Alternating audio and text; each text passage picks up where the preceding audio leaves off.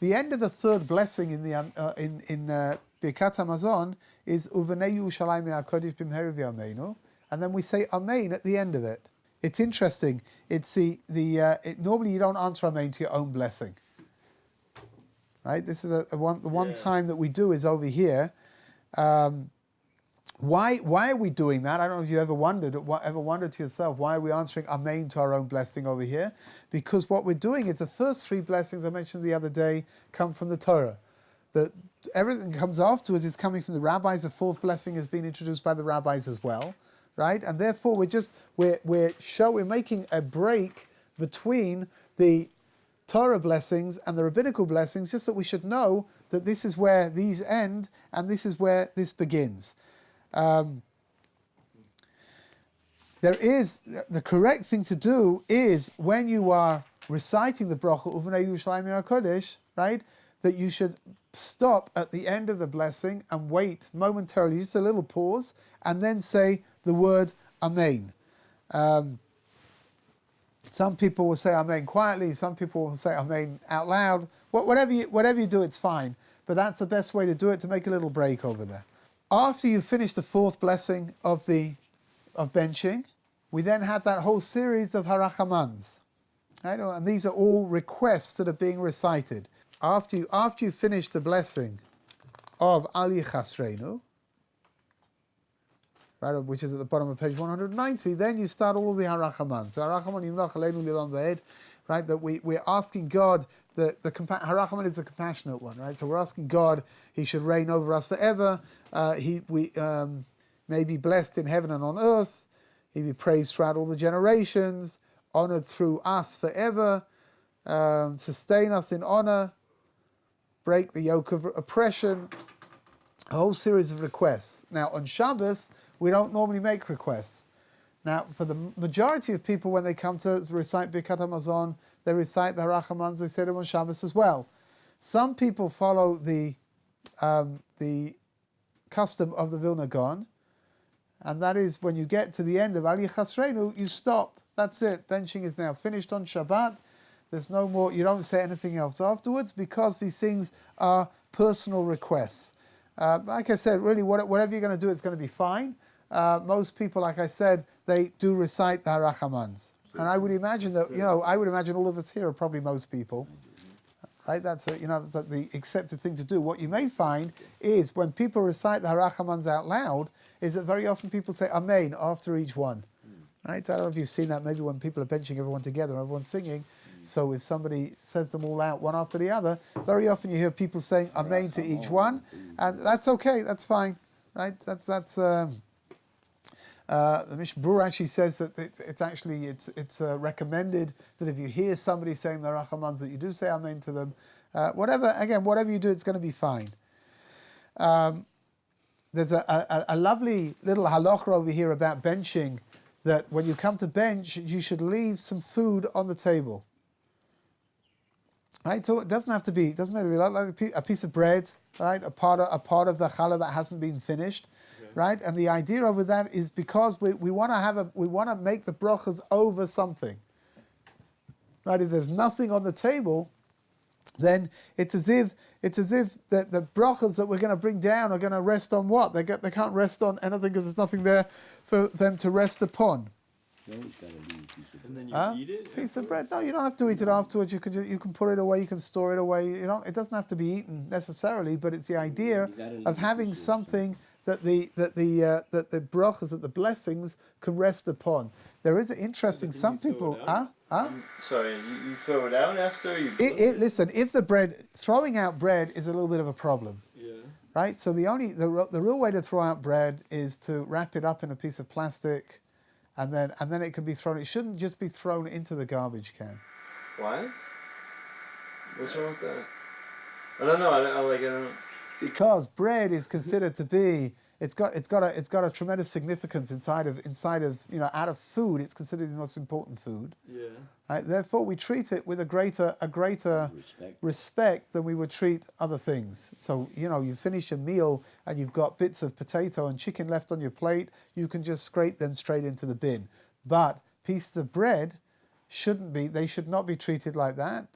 They should be put into a bag, and then the bag should be put into the garbage can, rather than just doing it straight, because it's considered to be a lack of respect. Because of this idea of not having empty, like the bracha has to sit on something. Right. Right? So some people actually have the custom to remove empty things from the table. So if you've got like empty bottles on the table, so some people have the custom to take them off. You should know that that's why it's happening. Don't I'm not saying that that's what you have to do, but if you go around to somebody's house and you see before they begin benching that they're very careful to start taking off empty plates and empty bottles and everything, you should know that that's where it's coming from, empty serving bowls, that kind of stuff.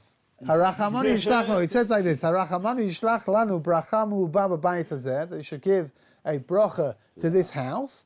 Va'al shulchan zeh shachanu olav, and on this table that we ate from. So some people have the thing al shulchan zeh shachanu olav, and they bang on the table. Should you do it? If you want to do it, you should do it. The idea of there being bracha, there's got to be something on the table that the bracha can sit upon, is so great that the Zohar actually says that if there's no bread left, if you finished everything that's on the table, you should bring another loaf of bread and put it on the table before you bench, right? Or at least take crumbs and spill them onto the table, in order that there should be something that the bracha should rest upon. Again, we're talking in spiritual terms, we're talking in symbolic terms over here. You may have noticed, again, I don't know, these are things that people don't normally pay attention to unless they're aware of them, but if there's a knife on the table, so the knife should be covered up during Birchas Hamazon. Some people have the custom to take the knives off altogether from the table. They shouldn't be left on the table. This is only during the week, not on Shabbos. In a minute I'll explain. What's wrong with knives? There's nothing wrong with knives per se. Mm-hmm. In fact, they're actually pretty handy things to have. Because how are you going to cut your meat without your knife? Will go against that. What's the problem with them? The problem is that when a person comes to bench during the week, so summer benching is very poignant. This idea of wanting the temple to be rebuilt, and we're upset about the destruction of the temple. We say Al Naras Bavel before we begin benching. Somebody could become overwhelmed with of feelings of despair for the destruction of the temple, and they might do something with the knife to themselves that they shouldn't do. So the halacha comes along and says the best thing to do is just cover the knife. Now it's interesting here. You're laughing, Yes. but what is the problem? The problem is it's very difficult for us to relate to any of this, because the temple was destroyed almost 2,000 years ago. And the idea of it, fine. What are we crying over? It's difficult enough on Tisha B'av. Imagine having to do this every time that you bench. To have these overwhelming feelings. But time's gone by when the destruction of the temple for sure was something which was much fresher than going back many generations. It was something that people took it to heart. It was something it was the most terrible thing. The problem over here is us, not them, right? That we can't relate to the destruction of the temple is our problem, and something which, again, I don't know how we're supposed to, how's a person supposed to work on yearning for something which has not been around for 2,000 years, and there are no generations that you can turn to and say to them, what was it like? It's hard. It's truly very hard.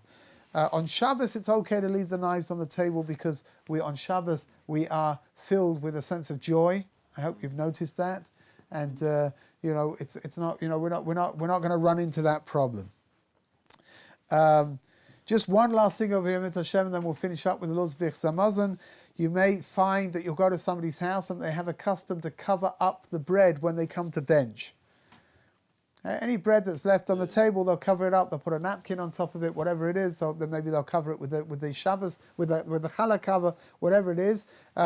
Again, it's a minig, it's a custom. Should you do that? It's up to you. Most people, the Mishnah Brura mentions that most people they don't cover any bread that's left over there. The origin of the custom is because many people have the custom to recite a bracha of Abari Priya Geffen over the wine after they've benched. And we're running into the same problem as at the beginning of the Suda, which is what? That because wine normally takes precedence, but bread normally takes precedence over wine, so if we're making the bracha over the wine and we're not making bracha over bread because we've just benched, we've finished benching, then it's considered to be a slight to the bread, and therefore some people have the custom to cover it up. Again, should you do it? It's up to you. If you think it's the right thing to do, then you can do that. If you don't think it's the right thing to do, you don't have to do it. It's absolutely fine. Whatever you do, it's going to be okay. Why do you break a bracha over the wine? Why do you make a bracha over wine? Well, it depends. Again, the custom, the accepted custom, is to do it when you've got a minyan. That's for sure. However, some people say that even if you've got a zimun of 3 people, the Aruch HaShulchan, one of the classic halachic authorities from the pre-Holocaust era, he actually ruled that every person needs to every person needs to make a bracha over the wine, even if it's just one person benching by himself. The origins of the bracha comes from the idea that when you make kiddush, right, on Friday night and Shabbos morning, there really is a halachic question about what a bracha achrona, an after bracha, for the wine that you've drunk. Now, we don't make one, right? And when we come to bench, the benching is going to include the obligation to recite the after bracha for the wine. However, in order to get around the problem, some people are of the opinion that if you make a bracha over the wine afterwards, and you make the bracha achrona, you make that after blessing after you finish the wine, and you'll keep in mind the wine that you drank at the beginning for Kiddush, then that's going to take care of the problem altogether.